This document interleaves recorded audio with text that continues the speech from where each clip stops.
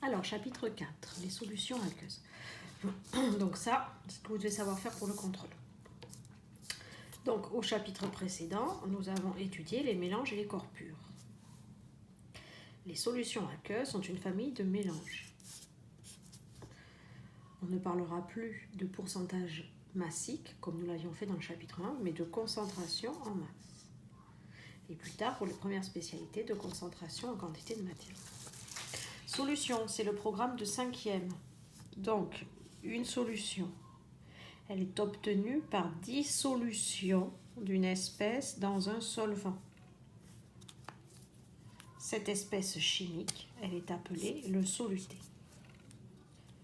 La solution est donc un mélange d'un solvant et d'un soluté. Le solvant, c'est l'espèce majoritaire.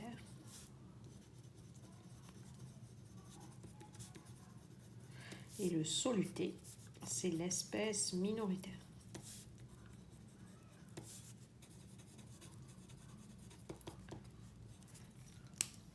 Si le solvant est l'eau, eh bien on parlera de solution aqueuse.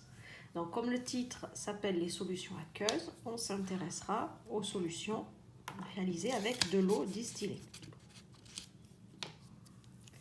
Le soluté, il peut être solide, liquide ou gaz. C'est-à-dire, je peux dissoudre du sel ou du sucre, c'est un solide. Je peux mettre du sirop de grenadine, c'est un liquide, le soluté.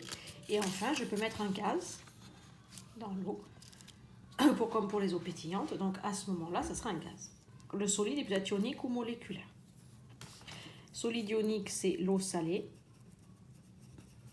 Solide moléculaire, par exemple, c'est l'eau sucrée. On dit qu'une solution est homogène si le soluté est réparti uniformément. Donc dans le chapitre précédent, on avait vu que homogène, ça veut dire dont on ne voit pas les constituants à l'œil nu. Mais donc maintenant, on affine la définition. C'est que le soluté est réparti équitablement. On dit qu'une solution est saturée.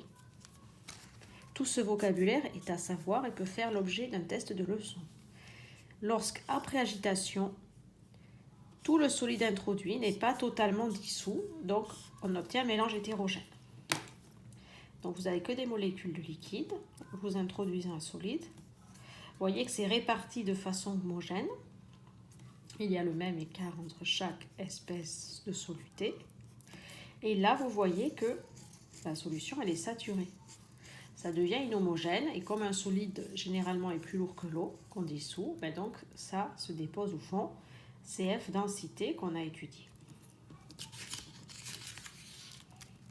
Donc dans un exemple, dans un verre de soda au cola, bien comme soluté, on en a plusieurs. On a du dioxyde de carbone, c'est le gaz, on a du sucre, on a de l'acide phosphorique, on a des conservateurs, on a des colorants, etc.